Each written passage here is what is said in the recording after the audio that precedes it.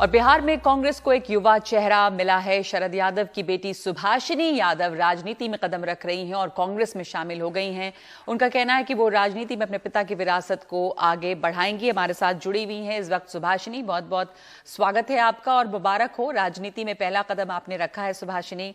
लेकिन एक ऐसा वक्त है जब पिताजी की तबीयत आपकी खराब है। इस मौके पर जब आप राजनीति में बस उतर रही हैं, उनकी गाइडेंस की, उसकी जरूरत आपको बहुत महसूस हुई होगी और वो कमी भी बहुत खल रही होगी आज। नमस्कार नगमा जी। सबसे पहले तो मैं बताना चाहूंगी मेरे पापा की सेहत में बहुत बहुत सुधार है और अब वो जल्दी ठीक होके घर आ जाएंगे और वर्चुअली भी मेरी मदद करेंगे चुनाव में। और अभी भी जो मैंने कदम उठाया है उनके आशीर्वाद से ही उठाया है जी। तो आप लोगों की शुभकामनाओं से वो जल्दी ठीक हो रहे हैं और राजनीति में तो जो सलाह मेरे को वो दे सकते हैं वो जीवन में मेरे को कोई नहीं दे सकता। बिल्कुल, हम उम्मीद करेंगे कि वो जल्दी ठीक हों और इस चुनाव में आप कोई आपकी मदद करें, गाइड करें आपको। इस वक्त जो आपने फैसला किया है राजनीति में शामिल होने का, कि ये इरादा कब हुआ राजनीति में शामिल होने का, और दूसरे जब ये इरादा हुआ तो कांग्रेस में जाएंगी, ये कैसे तय किया आपने?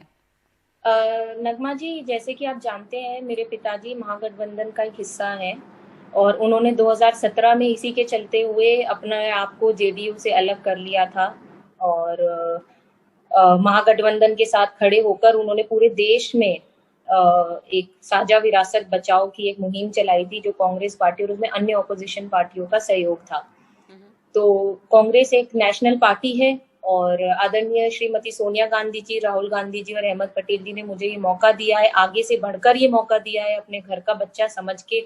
तो मुझे ठीक लगा कि ये सही मौका है और मुझे जाकर अपने पिताजी की कार्यशैली को वहां बढ़ाना चाहिए। अब महागठबंधन की आपने बात की, महागठबंधन का हिस्सा दूसरी पार्टियां भी हैं, उसमें से कांग्रेस को प्रेफरेंस क्या इसलिए कि कांग्रेस में आपको पहले मौका दिया गया, या आप बिहार की राजनीति में आरजेडी एक बड़ी पार्टी है महागठबंधन का हिस्सा, तो आपने आरजेडी के बारे में भी क्या सोचा था? नहीं, मैंने चुनाव लड़ने के बारे में पहली बार सोचा ही नहीं था। जब मेरे को ऐसा मौका दिया गया मैंने विचार किया। मेरे व्यक्तिगत और पारिवारिक रिश्ते भी हैं लालू जी के परिवार के साथ, मैंने उनसे भी सलाह करी और इस नतीजे पे पहुंचे कि हाँ मुझे चुनाव में उतरना चाहिए और वो मेरा पूरा सहयोग करेंगे, हम एक ही परिवार हैं। जी, तो क्या अब ये तय है कि आप कहाँ से चुनाव लड़ेंगी? और मैं मधेपुरा, जो मेरे पिताजी की कर्म भूमि रही है, और वहां पर बिहारीगंज जो बिहार है उसमें I think it is only one constituency which is name behind the state, Bihariganj, वहां से लड़ूंगी। आप मधेपुरा से आपके पिताजी ने चुनाव लड़ा, हालांकि होशंगाबाद में उनका जन्म हुआ, वहां से वो मध्य प्रदेश से बिहार आ गए, पर बिहार से आप कितनी जुड़ी हैं, कितना आइडेंटिफाई करती हैं? अब आप रहती यहाँ दिल्ली में, गुड़गांव में हैं, तो जो चिराग पासवान का नारा है बिहार फर्स्ट, बिहारी फर्स्ट, और तमाम बिहारी होने के मुद्दे को उठाया जा रहा है, बिहार से जुड़ाव आपका कैसा रहा है?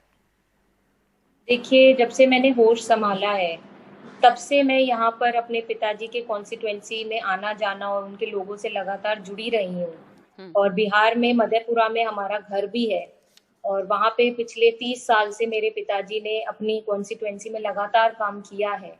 तो उस मिट्टी के तो हम है ही। जैसे भगवान श्री कृष्ण की जन्मभूमि मथुरा थी और उनकी कर्म भूमि द्वारका थी, उसी तरह मेरे पिताजी की भी कर्म भूमि बिहार मधेपुरा है जी। तो मेरा पूरी कोशिश रहेगी कि मैं उनकी कर्म भूमि पे खड़ी उतरूं और उनकी पूरा सहयोग करूं। मैं और मेरा परिवार मेरे साथ है, मेरा भाई जो राजनीति में सक्रिय है वो भी मेरा साथ पूरा दे रहा है।